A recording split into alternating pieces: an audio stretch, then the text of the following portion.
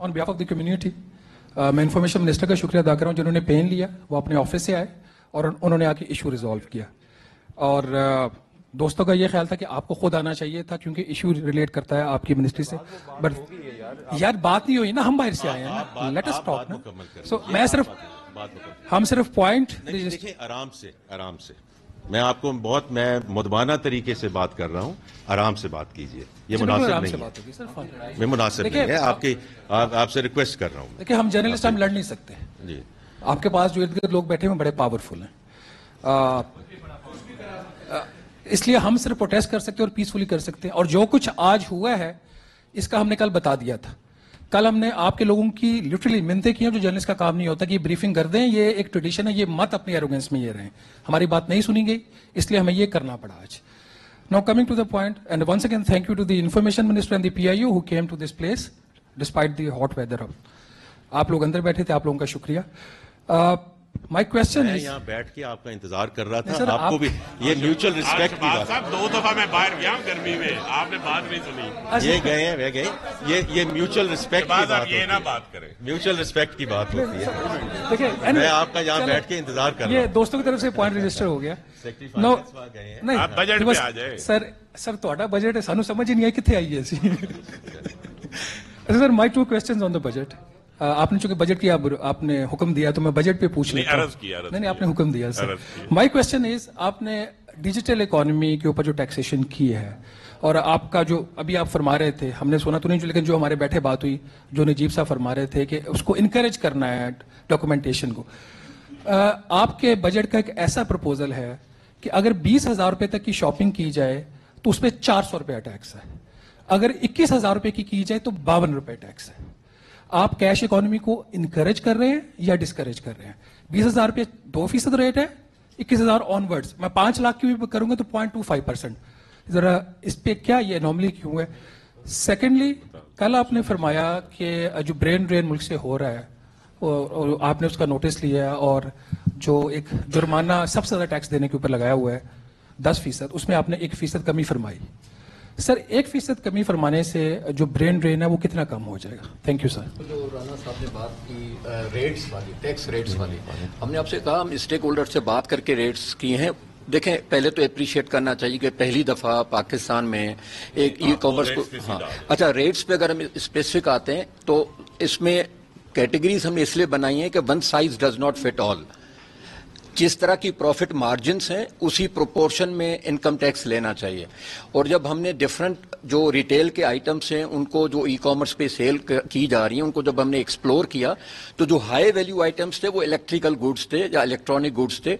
जब आइटम की वैल्यू 2 लाख रुपए की हो और वो सेल हो तो जो सेल करने वाला है वो 1% के प्रॉफिट मार्जिन पे 0.5% के प्रॉफिट मार्जिन पे सेल कर देता है। तो जो 20,000 से ऊपर वाले आइटम्स थे उसका हमने टैक्स रेट 0.25 रखा, क्योंकि ये इंडस्ट्री का अपना इनपुट था और कंज्यूमर्स का इनपुट था।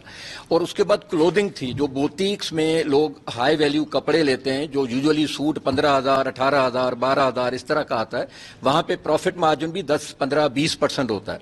वहां पे हमने टैक्स रेट 2% रखा। और जो ग्रोसरी आइटम्स थे वो भी कम प्रॉफिट मार्जिन के थे, लेकिन नेचुरली इलेक्ट्रिकल गुड्स से ज्यादा थे, तो वहां पे हमने 1% रखा। हमने वो पुरानी पॉलिसी नहीं की कि सबको हम एक ही उसमें उन्हें सफर करवाएं, वो रेट रखा जो रीजनेबल था। एक सप्लीमेंट्री सवाल करना चाहते हैं, धूम में भी खड़े रहे, करें जी करें। जी जी प्लीज। सर आपका मकसद क्या है? आपका मकसद उनके प्रॉफिट मार्जिन का ख्याल करना है या आपका मकसद जो है कैश इकोनॉमी को डिस्करेज करना है? नहीं मैं बताता हूं। देखिए मैं ये इसलिए गुजारिश कर रहा हूं क्योंकि 0.25% से अर्ज तो सुने सर देखिए 2 बातें डिफरेंट हैं। एक ये है कि ये टैक्स क्या करना चाहिए नहीं करना चाहिए, उसके नतीजे में इकोनॉमी के स्ट्रक्चर, इकोनॉमी की सेगमेंटेशन पे क्या इफेक्ट आएगा, ये एक सेपरेट क्वेश्चन है।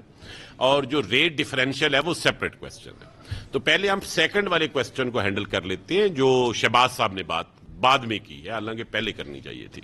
मेरे दोस्त हैं तो जरा कभी कभी तरतीब बदल लेते हैं। तो इन्होंने जो सेकंड में क्वेश्चन किया है वो ये है कि आपके पास 2 तरह की इकोनॉमीज चल रही है। एक फॉर्मल रिटेल सेक्टर है, फॉर्मल रिटेल सेक्टर में भी वैल्यू एडिशन उतनी होती है जितनी आपके ऑनलाइन रिटेल सेक्टर में होती है। جو میں جوتے جا کے دکان سے خریدتا ہوں یا جوتے آن لائن خریدتا ہوں، دونوں میں کنزمپشن ٹیکس کنزیومر پے کر رہا ہے. کیا اس کو جو گھر سے آن لائن آرڈر کرے اسے کنزمپشن ٹیکس پے نہیں کرنا چاہیے، یا جو اس کا انکم ٹیکس کی لائبلٹی ہے وہ پے نہیں ہونی چاہیے؟ تو اس سوال کا جواب تو نہ میں ہے.